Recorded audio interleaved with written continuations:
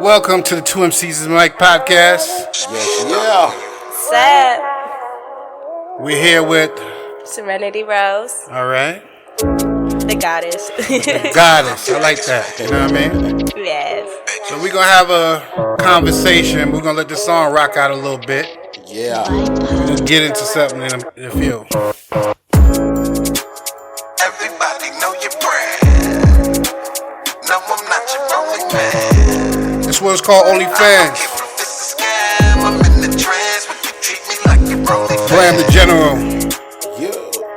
OnlyFans. Guy Fisher. OnlyFans. We're gonna start introing our records. That's G. Dot Fisher. G. Dot Fisher, my bad. OnlyFans. Yeah, Fisher, check. Treat me like you're OnlyFans. I'm a hustler, baby, you know what it means that I probably need me a hustler chick. She ain't concerned with no cuffing pigs. Get off the line, you ain't discussing trips. She out your league, you ain't touching chips. Cause she get to a bag, her page poppin'. She a porn star, now she wanna record, she sucked this dick. And I probably let it, she's so flawed, but that ass. What's going on, baby? What's good with you? What's happening? Sad. Ain't nothing really. We doing what we do, baby. That was OnlyFans, man. G. Dot Fisher.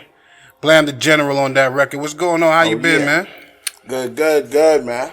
We got a first female guest that ain't Pinky on this motherfucker. Yes. Serenity Roze, the Yes. goddess. You already know what it is. How you been doing, man? I've been good. You know, everybody go through their struggles. And I've been struggling, not gonna lie, but these are the positive things that are happening in my life now, thanks to you guys. All right. Yes, we here. Thanks. So, give us a history. You originally from Atlanta? No, I'm originally from Connecticut, born and raised in Hartford, Connecticut. Where? We used to get Hartford. money out there. Connecticut. We ain't gonna speak too much on that. Just know we used to get money out there. You know what I mean? We used to be out there getting money. So, for the people that don't know you, we're gonna try to do a little back history, a little conversation, and build up. So, how was life in Hartford? How was it growing up? What was the situation like? Growing up, you know, I didn't have my real parents in my life due to my mom's actions. So, and she made sure to keep me away from my dad. So, pretty much, I didn't know my mom and my dad till I turned 19 years old. I'm sorry, I keep hitting the mic. Now you good? Till I was 19 years old, and but growing up with my adopted parents, I was raised Christian, Right. very, very conservative Christian. So we weren't allowed to do much. My life pretty much was just So that when you got out, you just went buck wild, huh? hell yeah. Of course, like after being sheltered your whole life, you go break out and you go do whatever you want. Do you want to make it happen? But me breaking out, I was very naive. I had to learn a lot because, and that's one thing Georgia taught me. I can say the people in Georgia really taught me you really can't trust no one. You gotta like really protect yourself, Right. Because these streets ain't no game, and I had to learn that. You know, throughout my situations that I went through. Right. They weren't good situations, but I can say I learned from them. I learned a lot. It made me the woman I am today. So at 19 was when you first actually ventured out? Yes. After being in all this Christian life and doing being everything? Sheltered, Yes. Been sheltered your whole life, didn't learn nothing about the streets and none of that. Nothing. All I learned was pretty much how to be a good wife. What I could do to make sure my husband was happy is submit to my husband, and it just didn't set right with me because That sounds good to me, though. I ain't That's gonna what I'm lie. saying. I don't see a problem with it. No I problem. mean, you young man, so you're not gonna see a problem with it. But Exactly. as a female, that's very dominant, headstrong. It was an issue. It just didn't set right with me. Right. Like I'm a free thinker, Right. so me not being able to think freely and being told what I had to think and being told what I had to do, it wasn't me. Right. Like I had to figure me out, and through every lesson I began to figure me out, because when I say I was naive and broken, I really was. I became stronger through the mistakes that I made. And no, I'm not perfect. No, I'm not 100% all the way there, but I'm still learning, because every day is a lesson. And that's one thing that life has taught me. Right. You could go through good days and you could go through bad days. Facts. And I try and stay strong and encourage other people, not to give up, because I've been what they've been. Like, I've been suicidal. I've been not all the way there. Wow. So, like, me learning how to survive in a world that people hate, Right. it taught me to be stronger in this day and age. Right. And I learned I was a goddess through every situation. Right. I didn't just call myself the goddess, like, off. You earned your stripes. Like, my legal name, I'm gonna say, I don't like people calling me, it's Sarah. But I had to let go of that name because it gave me a bad meaning. You look like a Sarah to me, though. I ain't gonna lie. I would say Sarah looks good. But yo, tell me this, though. How did you get from Connecticut to Atlanta? Was it just direct from Connecticut to Atlanta? Was it from Connecticut to New York, then Atlanta? How this worked out? Well, it was, I met this guy on Facebook. He was an older gentleman. And oh shit! Here we go. he was like I said, I was very naive. I was staying in Connecticut for a while, and I had gone through situations there from a shelter. And when I was in the shelter, I ended up meeting this guy on Facebook. He was older. He was like, he'll take care of me, he'll love me, whatever. I believed him because I was young and dumb. Right. So he brought me to Pennsylvania and then left me stranded in Pennsylvania because he was like, oh, I can't deal with you too much. I was like, okay, cool. So I ended up going to the streets, pretty much, just to put it like that. You know what I mean? But let me ask you this question. How you ended up in the shelter from being in a home at 19? You weren't listening and they put you out? No, I ran away. I ran away because of the situations that were going on there. They weren't good. It was a abusive situation. And, like, at 19, I'm a grown-ass woman. Nobody can tell me anything. That's how I felt at 19. I got tired of being told what to do. Right. So I left. I call it running away, even though I'm 19 years old. But, like, the way my adopted parents were, I wasn't going nowhere except from their house to my husband's house. It was a man that they was going to pick out for me. So it was a cult? I was just finna say that. I mean, they don't consider this as a cult, but you all could consider a cult. When I was at church 7 nights a week, prayer, Bible study, working with kids, discipleship class, mission trips, Basically, life just revolved around the church. Yes, I was homeschooled. I got pulled out of school, got homeschooled in 7th grade. Like, just a lot that happened throughout that time. And I feel like if they raised me different, like, because I went back this year to see them and talk to them, and I didn't get the answers I wanted because I knew I wasn't going to get them, but I let it go because I had to let go of Sarah and become Serenity Roze. Okay. Is that a legal name change too? Not yet. I'm working on it. Because I don't like the name Sarah. All right. I don't want to be called that. We're not going to call you Sarah Serenity. We're going to call you Serenity. Serenity Roze. Yeah, exactly. So, Thank you.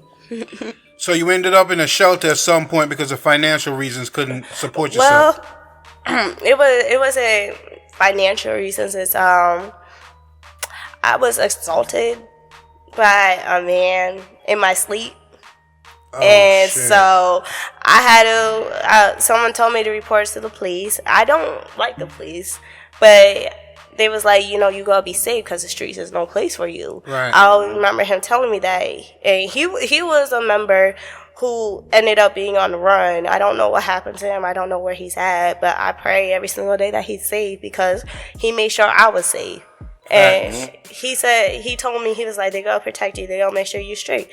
So, well, if he's watching our podcast and he wants to reach out to you, Twimsies and a Mic podcast, you can hit us on our social media. We'll hook y'all up. You know what I mean? This is what we do here. Reconnect the dots. You know what I mean? We make sure that he did you a solid. Yes. So we want to make sure that we if he's still around and he's not doing no time. I pray to God he's not, but before he left me, he was talking about he might end up having to do some time if he was caught. So I don't know. I do pray for his safety. I pray that he's still at least alive and has a family and is thriving. That his life is blessed because he made sure I was safe. Even though it was a situation I wanted to do, it was the right thing to do, because after that they got me in a shelter, and that's when I started making the moves to reconnect with my birth mom, because I had contacted DCF and I was like, I want to find my birth mom. Right. And in between that time, I met that guy who brought me to Pennsylvania. Right. And while I was in Pennsylvania, I was taken away from what I was doing, and I was living with this man who was gonna marry me, quote unquote. But I was 19 and he was like in his 40s. And, God damn! I ain't even no sugar daddy. That's grandpa daddy. And so, you know, he started being controlling, demanding. I was like, you know what? I've been through this. I'm not doing this. And then at that time, like when I was getting ready to just like run away from his house, DFACS kind of hit me up and was like, we found your mother. She's in Georgia. And then from there, because he started getting over possessive because I wanted to leave and be like, look, I want to go find my birth family. He was like, no, you're not going nowhere. And then police had to come take me to to another shelter in Pennsylvania. And 3 days after the 4th of July, I came here to Georgia. It was July 9th, 2014. One of them years, you know, I can't remember. Right. But it was at that time when I came to Georgia and meeting my mom, everything was fine, everything was dandy, everything was good, you know, we was all happy. Did she explain why you were? Honestly, she did, but I can't believe nothing she says. I'm sorry to put it like that, because my mom has lied to me. She has lied to a lot of people, and she still continue on lying, and she won't admit nothing to me. So that's a whole different subject that I really don't want to get into. No problem. I was just wondering if you ain't meet your mom since you were 19, you'd have something to say, like, yo, this is what happened. I mean, you know what I mean? With her, in the beginning, everything was fine. You know, she treated me like she missed me all those years. Then when I turned 20 and she found out, like, you know, I was still in these streets here in Georgia, because I was in Decatur, I made a lot of friends. Like, people knew me in Decatur, and I got a bad name, you know, because of my dumbass choices, like I said. But I was young and I was dumb. But make a long story short, when I had moved away, because she kicked me out after my 21st birthday. Right. She kicked me out, and the relationship started going sour, because it was when my first love, he was in jail, and he had gotten arrested on some charges. I don't remember what for, but I just remember, like, one day he called me and was like, I'm in jail. You know, we was together. He had broken up with me the night before. They called me the next day and was like, I was coming to see you so we could work everything out, but I got arrested. We started riding back and forth while he was in prison, and eventually my mom was like, oh, you can't go to the mailbox. There was 2 reasons. I was in college, and because he was writing me, and she hid the letters. So I didn't know that he was writing me, because she was like, oh, because I will be looking out for those. I'll be like, Ma, he write me? She was like, oh, no, he ain't write you. He don't care about you. And he was calling the house, calling to talk to me, and she wouldn't let him talk to me. So you think that maybe she was trying to protect you because she felt like he was no good? No. My mom does not like anybody who gets with me. When I say that, she does not like anybody that gets with me. She has ruined a lot of my relationships. A lot. Like maybe she don't feel like anybody's good enough for you. I mean, in her eyes, nobody's good enough for me. But you can't. A lot of parents are like that. Hey, I better say she ain't the only one. I'm just giving you facts. You know, I got a daughter that's 20, and I don't know if she's gonna ever bring nobody home that I'm gonna feel like is good. I mean, as parents, you're never gonna feel like anybody's good. You know, for your child. I know for a fact. I got an 8-year-old daughter. I have a 2. Nobody's ever gonna be good enough. Nope. I have a 3-year-old who's about to be 4, so I'm gonna be the same way, but I'm not gonna be like, oh no, you can't go out. They gotta learn and live. You know, that's how I feel. It's you birth them, but it's their life. It'll hinder you in the long run. Yeah, exactly. Because if you was allowed to go out and experience some of what life is, some of the decisions you'd have made, a lot of the mistakes you did make, you wouldn't have made. Right. But you know, based on your circumstances. But one thing I can truly say is that my mom did teach me a lot, and like I was telling the missus over here that one of the things that she taught me is that you can't really even trust your own family, because at the end of the day, family ain't gonna hold you down. They'll say they will, but they won't. Like, I learned that from experience. Well, I'm gonna tell you something that I live by. My friends have been more solid for me Exactly. than family and sometimes. But I will always say that I do have one or two family that is solid. My pops is a solid motherfucker. On only if something wrong with you, he's coming. Mm-hmm. If ain't nothing wrong with you, he ain't coming. See you when I see you. See you when I see you. May get a phone call, may not get a phone call. But if there was a call tomorrow and he heard that I was locked up or something happened, he on the next flight. I don't have to ask any questions. He's that type of pop. So I guess I'm only saying this is that certain people in your life have levels. You can't give everybody 100% because everybody's just not 100% type of person. Exactly. You know what I mean? Right. Everybody, you got to slot them in the slot that they are. Exactly. It's hard to meet 100%. Exactly. Exactly. It's very, very hard to find those people. Very few. Yeah, and a lot of the times, the friends that you find are people that gonna represent something that you missing or something that, you know what I mean? Like so you always feel like they're more. Exactly. You know what I mean? Right. Because guess what? If I was a drug addict, you know what my friends are gonna be? Drug addicts. Facts, because they're going to help me get them drugs. You know what I mean? That's a fact. Yeah, so I'm just putting that out there. But, so, Mom, you left Mom's, and then where you went from there when you got put out? I actually stayed with some friends for a little bit. Like, I stayed there for like 3-4 weeks. They let me stay because we was close. Like I said, friends become family. Like, right. They cool people, so I still stay in contact with them. They probably on my Facebook watching now, but like they held me down like throughout that difficult time. They witnessed the things that my mom has done to me. Right. So they was there, and then I ended up leaving and going to Connecticut to meet and see my dad. I mean, I'm gonna tell you, you can curse if you want. Let it out. No, this is a hood show. That's why you can hit the mic and we don't give a fuck. We don't give a. This is all authentic. We don't sugarcoat shit over here. Yeah, man. You know what I mean? If you want the shit to be all Easter peak and perfect, you probably ain't in the wrong place. You know what I mean? So when I went to go see my dad in Connecticut, everything was good. Everything was smooth. I met my sister, my step siblings. Everything was good. Did he give you a story on what happened?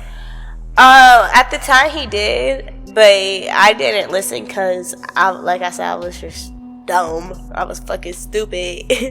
So, but going back up there, he finally, told me exactly what happened and why I was taken away. It kind of made sense as to why my mom treats me the way she does.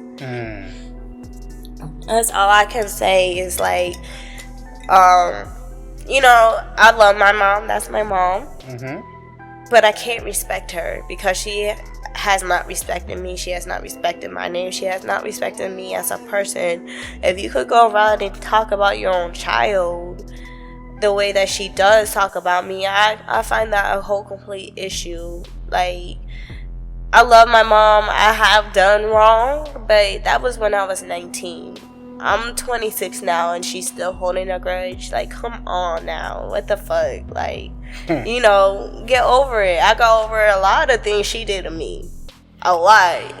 Well, I feel you on that. I just feel like, I'm just hoping that the relationship could be mended because there's always something that you can learn. There ain't no mending that, especially when you mess with my kids. There ain't no mending it. I'm sorry.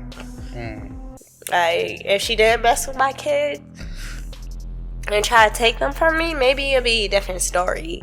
But you trying to take my kids from me. So, when I asked you to help me while I'm in this difficult situation, now you got trying to get my kids to call you and your new boyfriend mommy and daddy. Who does that? Did you think that she felt like she could give them more of a stable environment until you get right?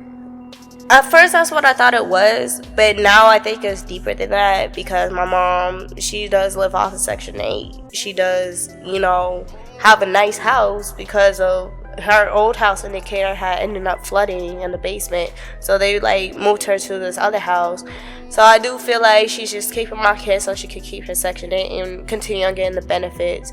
Because I never agreed to any adoption. She could tell me that I have, and I'm like, my husband was there, my fiance, he was there when we had this discussion. He know, and just as well as she know, I never agreed to her adopting my kids. Those are my kids. I'm coming back for them.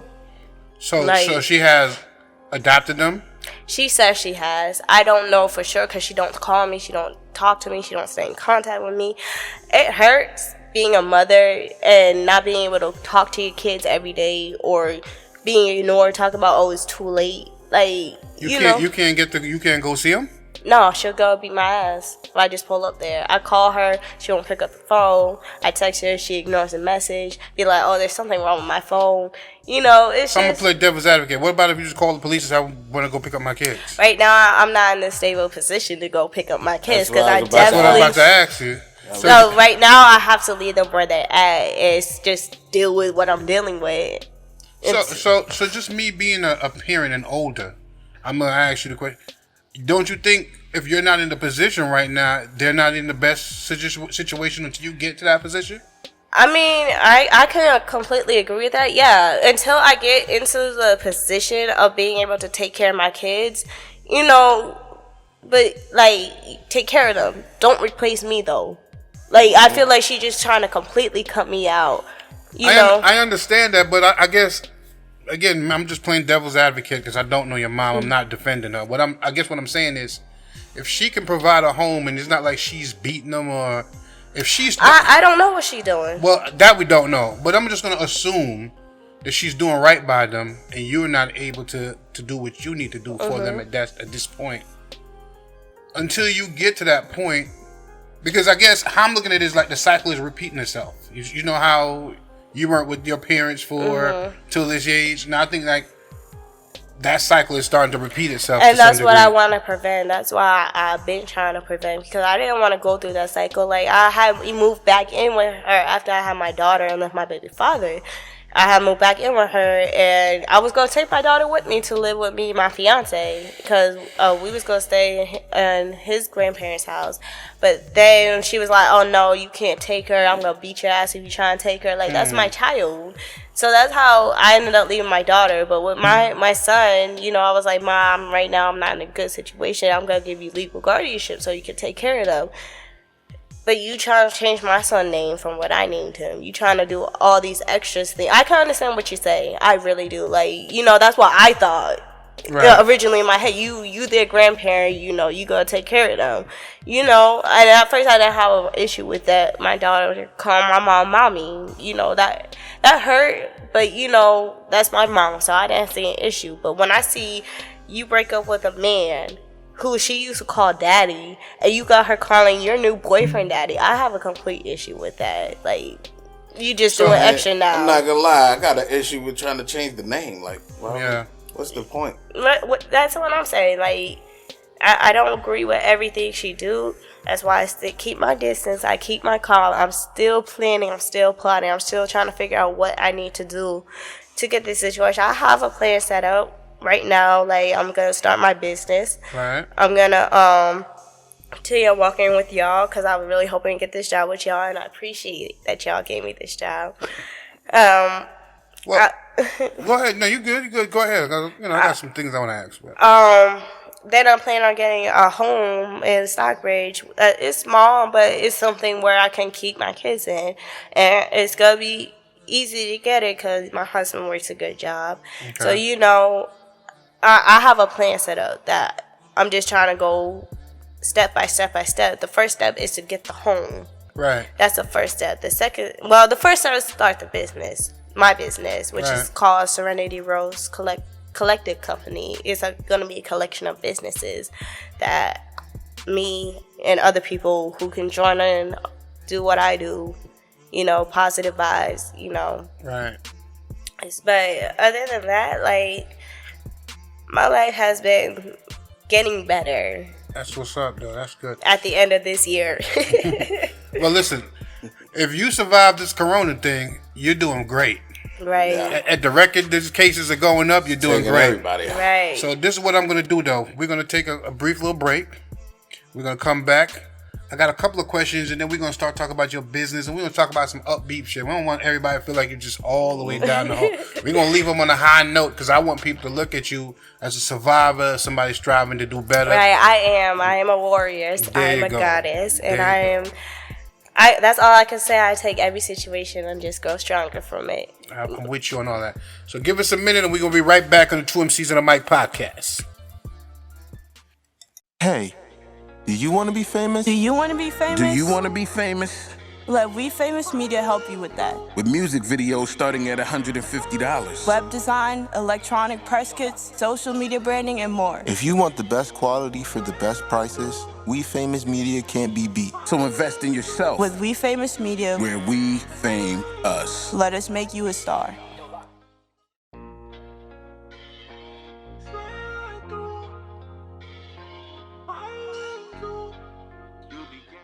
Yeah, and we back. We're back with Serenity Roze. Hello. Goddess. Hello. You know what I mean? Queen, Empress, everything. The whole 9 yards.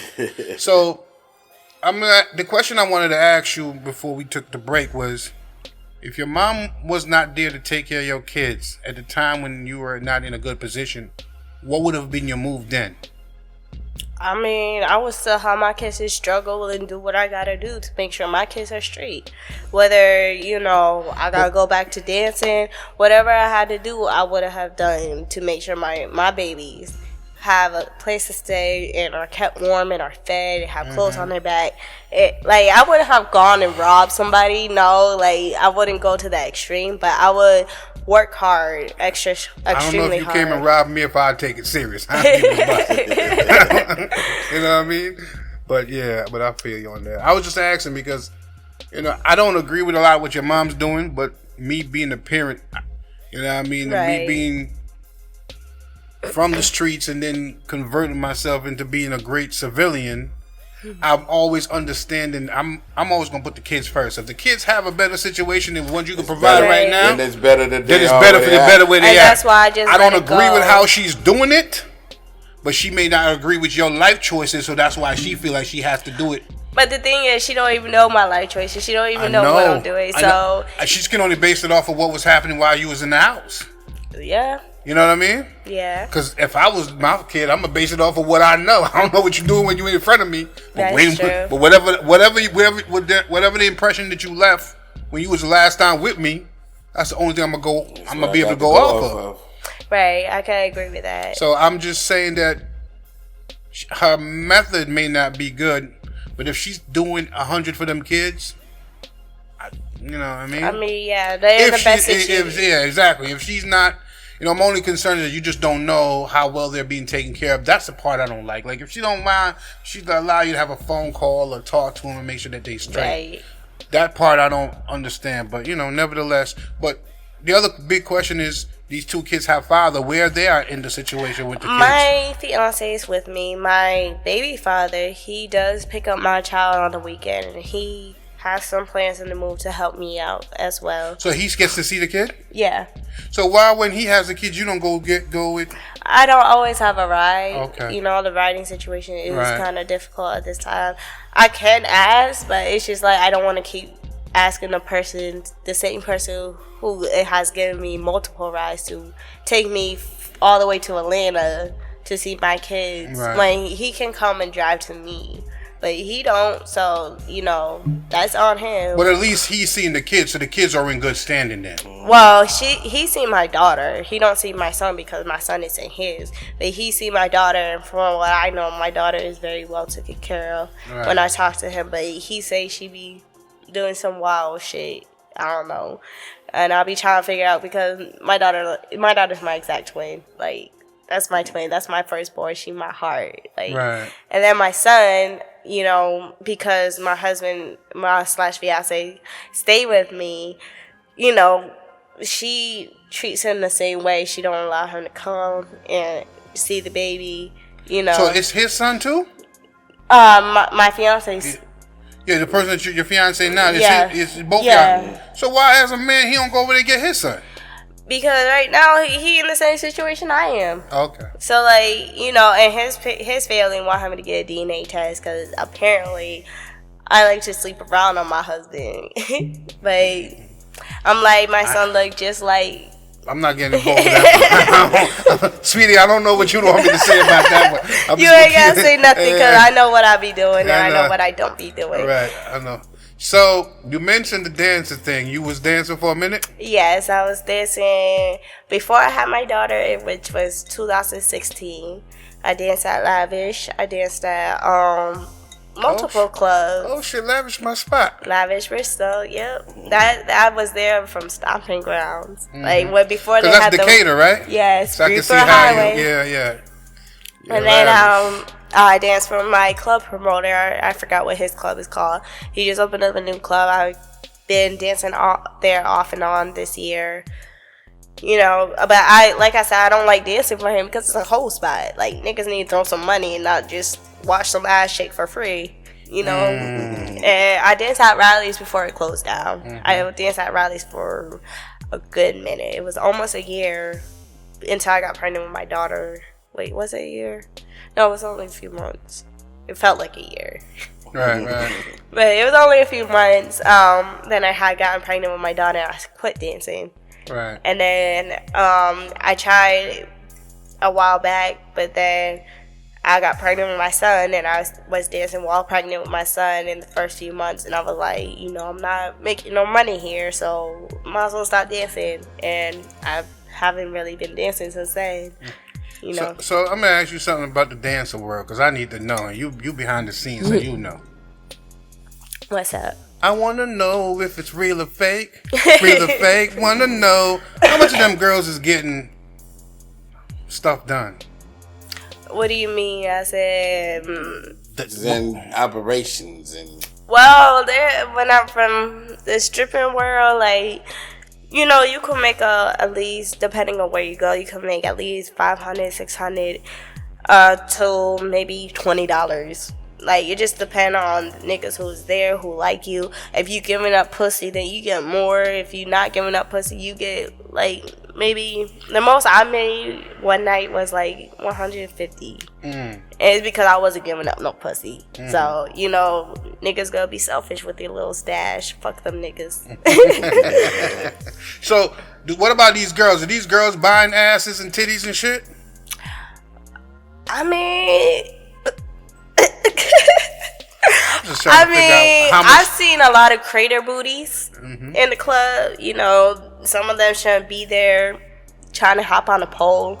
But as far as fake asses and titties, I ain't seen not one of them fall off or not one of them put any fake asses or titties on. So I gotta say no to that question because I haven't seen it. But they could have had the surgery with the shit put up in their ass, and you know what I mean. And I mean, some of them look like they get butt injections. I'm just gonna say they look like they get butt injections because the way their booty kind of going, you know, it's not normal. It's not like natural. Yeah, it's not natural. So you could tell like some of it's sagging. You got uneven asses sometimes that you see. You know, I'll be like, "Why you here? How you gonna shake the ass if you got one cheek that's higher than the other?" I mean, that's a perfect for a motherfucking whiplash. What's wrong with you? Sounds to me like that shit all the way live. You know what I mean? Shit. You know.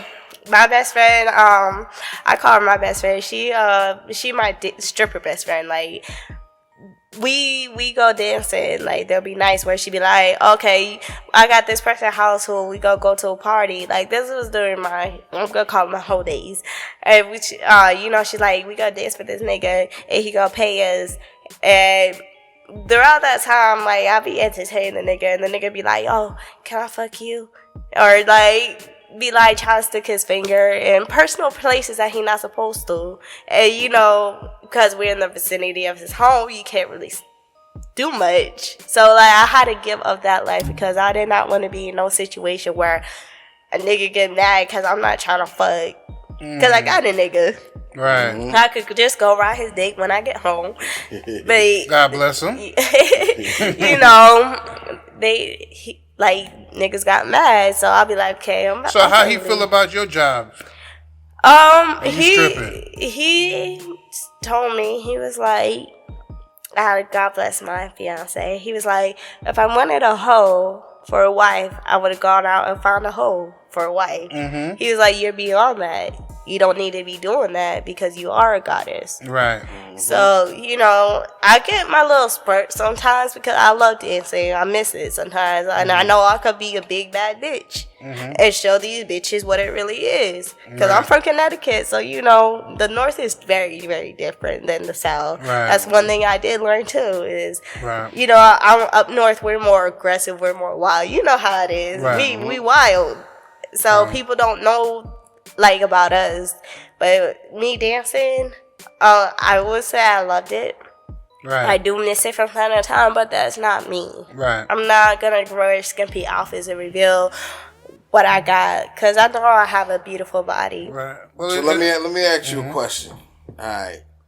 For people that don't know, you might have some inspiring dancers out there, right? So what would be the process? What's the process in actually getting a job at the club? I mean, you just gotta figure out who the club promoter is. Or you could go with somebody who is a dancer and they get you in. But you really gotta pay like tip out. Tip out's the biggest thing. If you don't got a dancing license, it has to be tip out. You tip mean out, dancing license? like to legally dance in strip clubs. Oh, you got to get a license to dance at the club? Yes. Are you fucking serious? This is Yes. what I'm talking about. Like for the inspired. Whoa, See, whoa, people whoa, don't whoa, know whoa. that. Yes. People don't know that. Whoa, hold up, my brother. And I know you said I be dubbing you. This is definitely a dub moment. I need to get back to that quick. Georgia charges you money to go shake your ass? Yes. It's for protection and protocol. Like, Protection and protocol. Yes. Explain how this license works and what it costs. when I was dancing at rallies, they told me I couldn't continue on dancing. So I would have to pay $150 to get my dancing license so I could go shake my ass as well as be protected by the workers there. $150 and they take the money. So what protection are you getting? Does some of the money go to the people protecting you, or just? I don't know exactly how it worked because I was working on getting it, and then I had gotten pregnant with my daughter just as making the money to get it. So I had gotten pregnant with my daughter, and I quit before I got my license. But from what I heard and from what I understand, the license is to make sure you're safe, just in case you go home with somebody that night and the police come and question and be like, okay, who was here dancing? And they pull the papers out and be like, okay, this girl was here. And we're gonna show you her license because you have to. If the police come, they gotta. It's illegal. Yeah. So it would be. So the club owners would get in trouble if somebody get caught dancing with no license. Yes, and that's why basically get fined or. Yeah, or shut down. And I think that's what happened at the old club I danced at because a lot of people did not have their license and they were dancing, trying to work to get their license. This shit makes no fucking sense. Yeah, to that's me. crazy. So who you paying? Where you going to the what? The city office? To the state. Where you go? Where you go and say, yo, I'm trying to get my stripper license? I honestly don't know where exactly. I guess you could look it up on Google and figure that out. No, we're going to bring some more people in here. Somebody will explain this whole license. Because this license sounds to me like a shakedown. Yeah. Because I want to be in the license giving business. Like, you want to be a stripper, come check down 1-800-2MCs in the Mic podcast. We get you the license. Because I damn sure can get you all the security you need while you're down there. I promise you that much. You know what I mean? So, if it's for security and we get $150 to do all of that, man, I know I can send some niggas out there. You ain't got to worry about that. Right. Huh? Yeah, the club protects the club owners from getting shut down and going to jail because there be a lot of illegal activities going on. I remember back in the day. Back in the day, there used to be females coming in and out of town to dance. They still do that, or is that something that's normal? Yeah, actually, my best friend Katie, she do that. She still do that. She go to Alpharetta, she go to Savannah, she go to Florida, she go to Miami, she go to Texas, she go everywhere. Because she get calls for clubs from club promoters who want her to dance. So the more club promoters the more clubs you can dance at, the more money you make. Yeah. Sound like an artist life, you know what I mean? You know exactly. the promoters as an artist. Exactly. I need you on this show. I got you, blah, blah, blah, blah. But I don't, what my aspiration is, I don't want to be known for stripping. I don't want to be known for being showing my body inappropriately. I don't want to be known as like twerk queen or whatever. No, it's goddess. I'm a classy woman, and I expect to stay that way because it took a lot to become this way. No, we respect it. I mean, you can't judge somebody by the occupation. I ain't. Right. We ain't here to do that. It's not about that. But I know get strippers that put themselves through lawyer school, exactly, doctor school, and all that. Exactly. Right, and that's respect. I do respect every stripper. I will say that, but that wasn't the lifestyle for me. I wasn't trying to be like, shame the stripper. You wasn't trying to go all the way in with it. You was What are your aspirations though? Like, what are you inspiring to do with your life? Well, I want to be a model. I because I have lupus and I do want to tell people because I have been very insecure about my body. Like, it don't matter what you look like. As long as your inside is straight, you're a beautiful person. Right. Like, if you ugly on the outside, you could look like a gorilla for all I care. But if you a good person on the inside, then, because I go off of people's vibes. If everybody got good vibes, I'm cool with you. But if I feel like this aggressive vibe, this vibe, I'm not going to fuck with you because I'm not that type of bitch. I don't like drama. I stay far away from it. I don't do drama. So how was our vibe? Y'all vibes is cool. Like, fuck with that. That's all that matters to me. Y'all vibes is cool. Because I don't fuck with everybody either. So I feel the same way. Like, but other than that, you know, I do want to become a model. Like, I have a feeling that one day I'm gonna be famous, and I'm gonna be able to tell people my story. I'm gonna be able to help people. That's my aspiration. My biggest aspiration in life is I want to help people. Right. I don't want people going through the same thing I went through because it hurts and it takes a long time to heal. A long time. Right. Like, I want to be this light in the dark world. Right. That's my goal. That's my aspiration. That's how I view life. But sometimes I can't keep that light because people piss me off. Well, you know what? You speak with a lot of passion, so I do believe it. But so I'm going to ask you another question. That you ever thought about writing memoirs, a book? I have, but I'm not very good at writing because when I start writing, my brain gets very scatterbrained. I try to keep focused. Hold up. That's not true because I just heard a song you wrote. Yeah, that was like a 2-minute song. Yeah, well, I'm gonna give you a thing you could do. You could get a voice recorder. You could record it. You could speak it. That's a good idea, actually. Yeah. You could just. I do write poetry. Like, that's as far as I can get is my poetry, which really expresses myself. Well, you could tell your whole story with the Connecticut with the family. You could say it.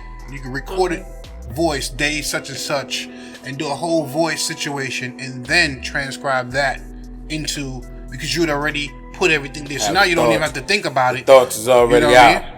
And if the audio is good, the audio book is also dope. Right. So you don't have to always do that. You know, we do have the production studio over there. Because whatever we can do to help you outside of whatever you're trying to do, we definitely all about it. Your struggles is real, and we'll do that. So I think it's your story seems to be a lot more deeper.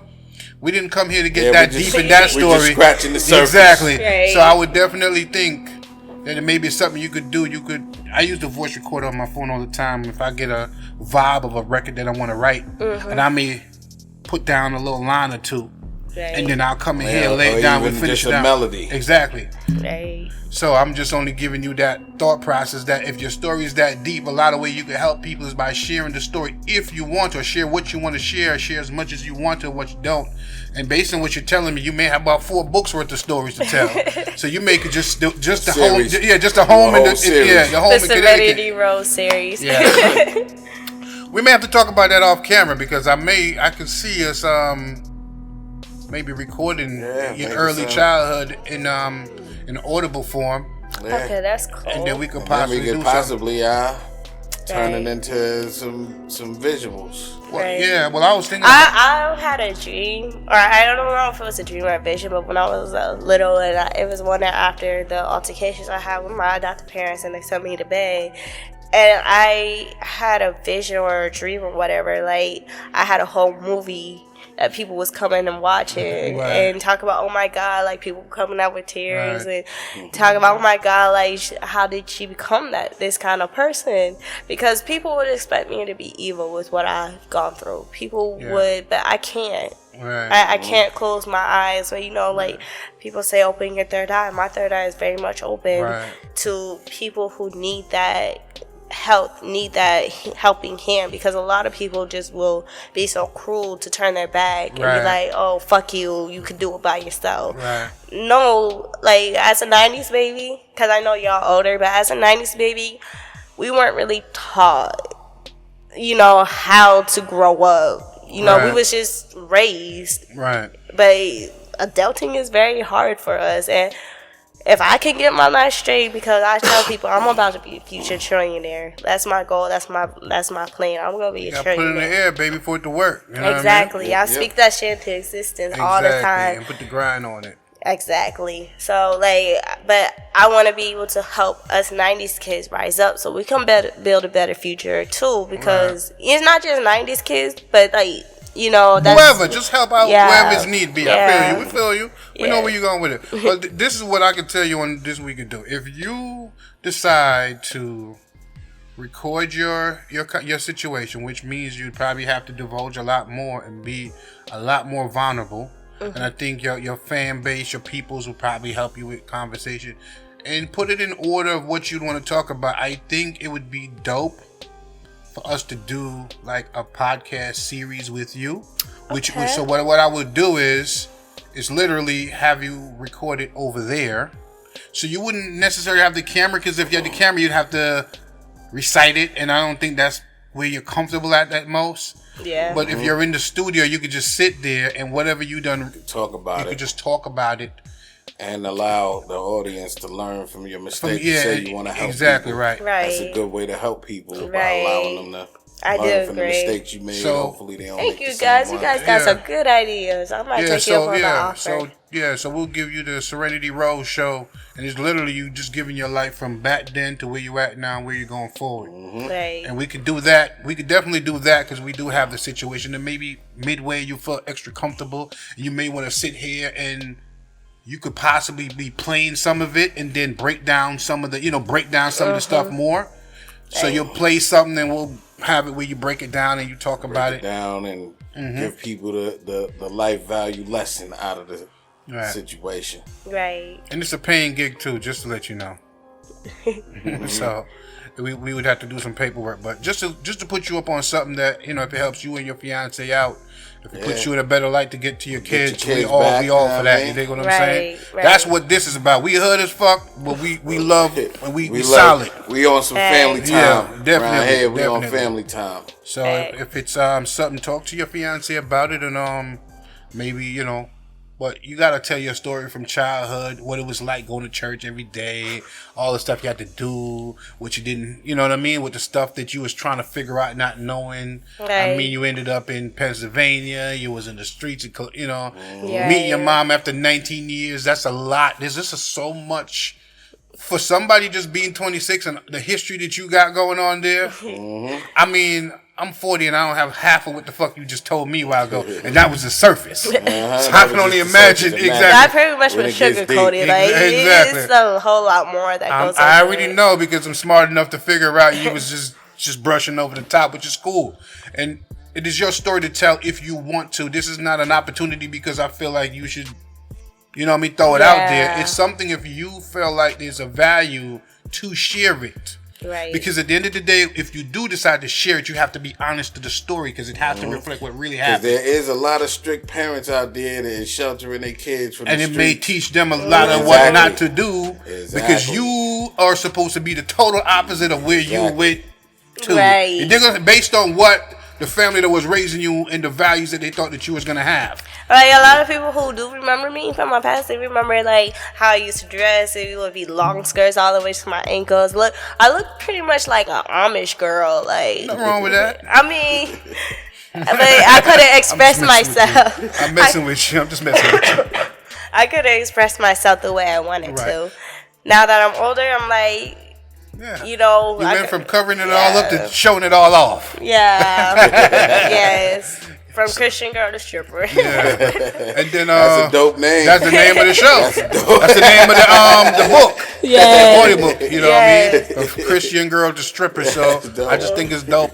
Yeah. and we can always put that stuff out. And then plus, I want to touch on the lupus stuff because there's a lot of people don't understand what it is. And haven't been through it. I know I don't want you to touch on it now. Okay. I definitely don't want to do that because we definitely make sure we cover our hour, and we about to hit that hour mark. I'm kind of wrapping up with you and stuff like that, but I'm just giving you ideas that you could take away.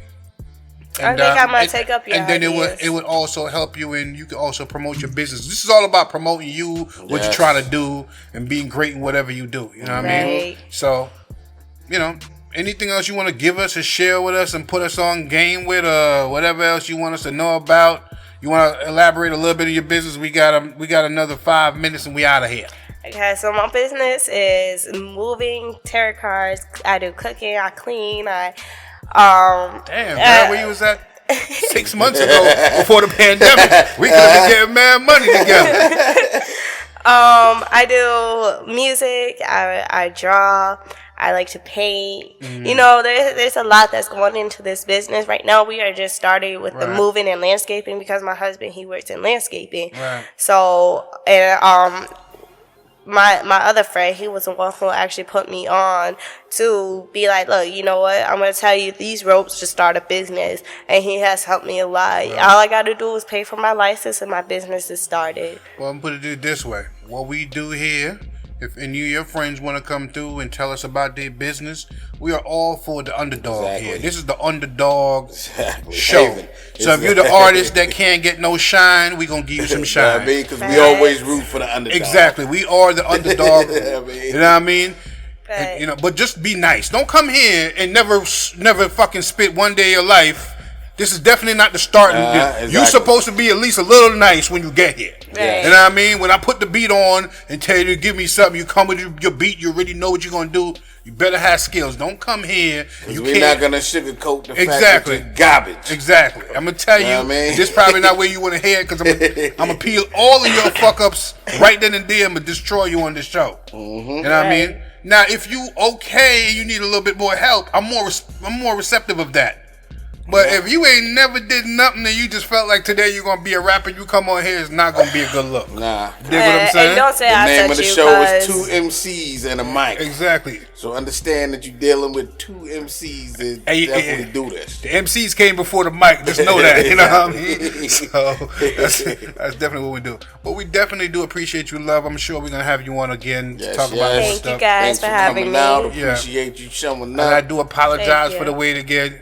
Miss Julie done kicked me in the ass already. But Miss Julie's an A1 chef. You may want to come around with the chefery, right? You may want to, because she's working on getting her truck right now. Oh, that's what's up. Yeah, she's getting a food truck together, so she may need an assistant. You know what I mean? She may need a hell of a chefery because we are going. Oh, my husband, he cooked too, so he was a chef. Yeah. So Yeah, we definitely gonna be working on the Julie B's food truck right now. Yep. We are here working on raising the money.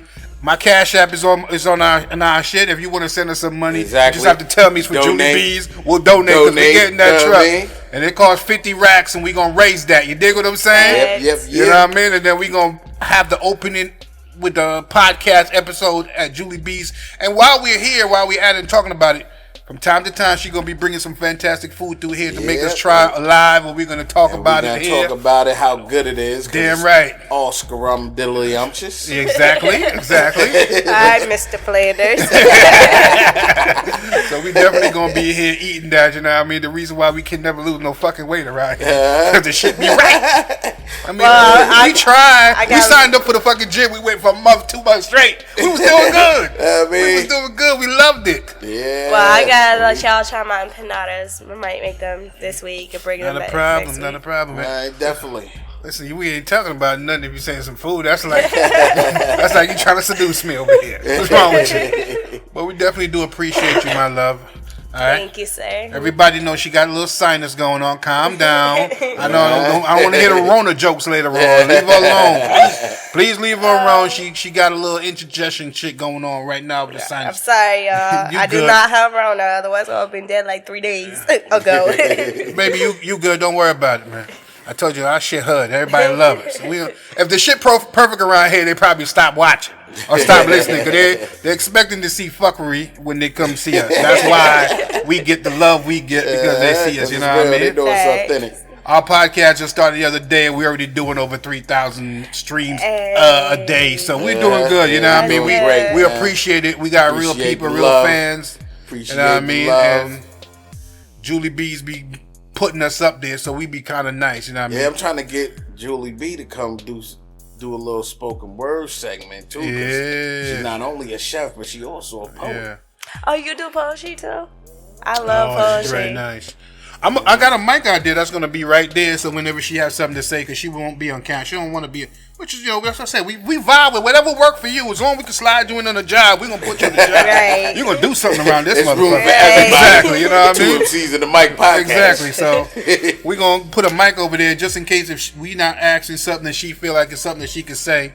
She'll slide in and hit us up with something so we can make it happen. So we're here. We do appreciate you so much for being here. So dope. I'm sorry that you had to wait again. It's fine. We on our way out, man. Brother, you got any closing arguments? Later, Gators. All right. Have a good one. We out. Deuces. That wasn't bad, right? No. We actually had fun. I told you. Crazy talk. So this was a wonderful episode of the 2 MCs on the Mic podcast. I go by the name Lick the Boss. And I am your host, Blam the General. And I am Pinky Tuscadero. Yep. We out. We out. Later. If you definitely want to get your shit reviewed, just send in your music. We'll review it. Definitely. You know what I mean? And we'll definitely let you know how we feel about it. Yeah. I'm just going to let you know that we're going to be brutally honest. So definitely, if you send some boo-boo, we're going to let you know that it's boo-boo, man. Facts. I mean, you send that fire, we're going to let you know it's fire. We're probably going to reach out to you, try to do something with you or something like that. You know what I mean? And that's what we doing. Yeah, because we do love MCing. Don't get it twisted. Yes, man. It is our utmost passion. I mean, I think this podcasting was another way of us expressing ourselves and being true to what we do, which is always reaching out and always trying to be different, dynamic, you know what I mean? Creating different waves. That's why the music bumped the way it is. That's why we spent some money and got the studio looking the way it is. Yeah, we man. invest in ourselves and our music. That's you the dig what only I'm way saying? to do. I mean, we bought all kind of new control boards over here. That's why I sit over here. We got control shit over here. Started the podcast. We didn't like the way the audio was sounding in the first of the episode. Had to get it right. We revamped everything. Know what I mean? And now we sounding so crispy. We all got headphones and everything.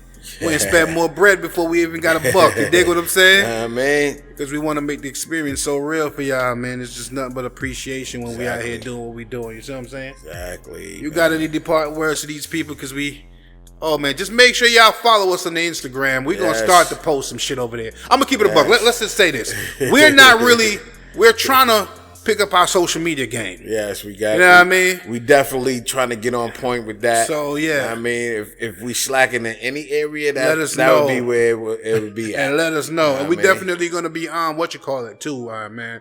We're going to be putting out a little bit more trailers and stuff. We're going to get a little bit more into this. You know what I mean? It's so hard for us because, we just like to let the work speak for itself. But a lot of time we've been told we're going to have to be a little bit more forthcoming with the records. Because I'm going to tell you right now, we're going to post this on all the platforms, all of this stuff that we're recording right now.